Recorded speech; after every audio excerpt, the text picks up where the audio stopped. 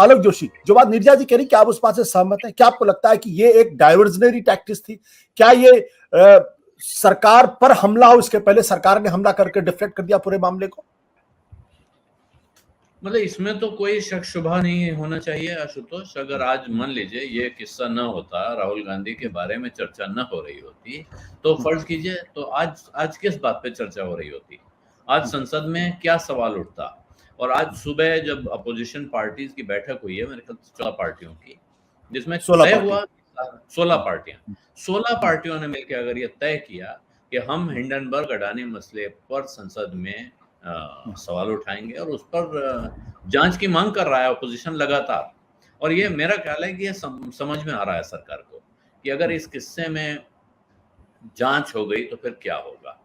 जांच का मतलब जेपीसी, एक जांच जो चल रही है सुप्रीम कोर्ट, जिस जांच को सुप्रीम कोर्ट ने जो जांच कमेटी बैठाई है उस पर मैं कोई सवाल नहीं उठा रहा हूं, लेकिन मेरा ख्याल है विपक्ष उससे संतुष्ट होने वाला नहीं है, क्योंकि उसके जो टर्म्स ऑफ रेफरेंस हैं, जो उसके सामने विषय सूची रखी गई है, उसमें वो सारे सवाल नहीं उठ रहे हैं जो सवाल अब विपक्ष इस मसले पे पूछना चाहता है। कल खबर आई कि सेबी ने जांच बैठाई है, लेकिन सेबी किस बात की जांच कर रही है कि अडानी के शेयरों को किसने बेचा, किसने शॉर्ट सेलिंग की, इसकी जांच सेबी कर रही है। जब पिछले 1.5 साल में अडानी के शेयर आसमान की तरफ भाग रहे थे, तब सेबी ने उसकी जांच नहीं की। जबकि मैं तो अतीत में देखता रहा हूं, मैं बहुत समय से सेबी को ट्रैक कर रहा हूं कि पहले काफी तेज उछाल और काफी तेज गिरावट, दोनों की जांच होती थी। मैं ये नहीं कह रहा हूं कि इस गिरावट की जांच नहीं होनी चाहिए, लेकिन तब आपको उस तेजी की भी जांच करनी चाहिए थी। वो करते हुए नहीं दिख रहे हैं। ये जांच क्यों की जा रही है, जबकि हिंडनबर्ग की रिपोर्ट 7-8 ऐसे सवाल दे चुकी है जिस पर भारत की तमाम एजेंसियों को जांच करनी थी, उनमें से किसी को जांच करते हुए आपने नहीं देखा।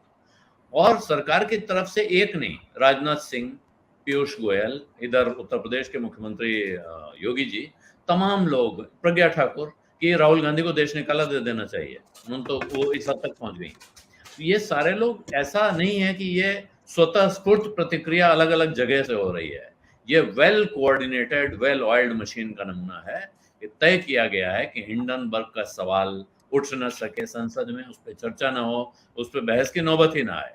तो अब आप राहुल गांधी को देशद्रोही साबित करिए, आप बाजार में फैलाइए कि राहुल गांधी ने विदेश जाकर भारत के लोकतंत्र में विदेशियों के हस्तक्षेप की मांग की है, और इसको लेकर एक तरह का माहौल बनाइए।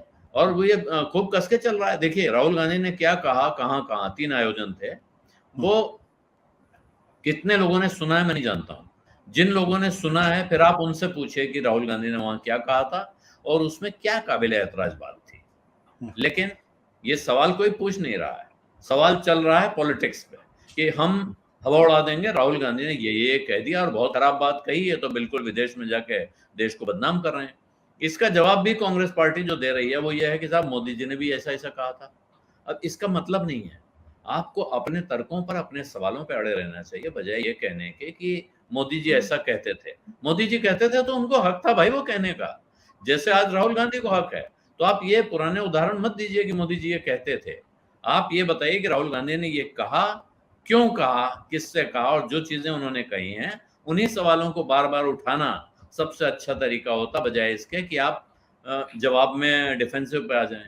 फिर उसका नतीजा है कि आज ये नौबत आ गई है कि ऐसा लग रहा है कि कांग्रेस के नेता राहुल गांधी घिर गए हैं और विपक्ष उनके साथ लगा हुआ है कि किसी तरह इनको बचा ले जाए, वरना तो उनपे देशद्रोह का मुकदमा चलाने वाले भी खड़े हो गए हैं, उनको देश से निकालने वाले भी खड़े हो गए हैं। ये तकलीफ उठाने वाले कम लोग हैं जिन्होंने जो ये पता करें कि राहुल गांधी ने दरअसल कहा क्या था और उस कहने में ऐतराज की बात क्या थी। यहाँ शिवकांत जी बैठे, इनसे मैंने तो पूरा मसला उस दिन उन टेप्स को सुनने के बाद इन्हीं से समझा मैंने अच्छे से कि भाई वहां मुझे जो समझ में आ रहा है और आपको जो समझ में आ रहा है कोई फर्क तो नहीं है इसमें। आप म्यूट कर लीजिए। हेलो, दो दिन पहले मुझे अच्छी तरीके से याद है जब हमने राहुल देव से इस पूरे मसले में बातचीत की, जो इस वक्त लंदन में है, और वो उस प्रेस कॉन्फ्रेंस में मौजूद थे, प्रेस द मीट में मौजूद थे, जिसमें राहुल गांधी ने ये सारी बातें कही थी। आपने नरेश कौशिक से भी बातचीत की थी, जो बीबीसी के पूर्व में कार्यरत है और बहुत ही वरिष्ठ पत्रकार, वो भी उस प्रेस मीट में मौजूद थे। उन लोगों ने भी ये कहा था कि राहुल गांधी ने कुछ भी ऐसी बातें नहीं की जिससे भारत की छवि को नुकसान हो। हाँ, जो बात उन्होंने कही थी कि हाँ, भारत में लोकतंत्र पर अगर हमले हो रहे हैं और बाहर के लोग चुप हैं, तो वो एक थोड़ी सी चिंता की बात जरूर हो सकती थी। सत्य हिंदी का ऐप डाउनलोड करें गूगल प्ले स्टोर पर।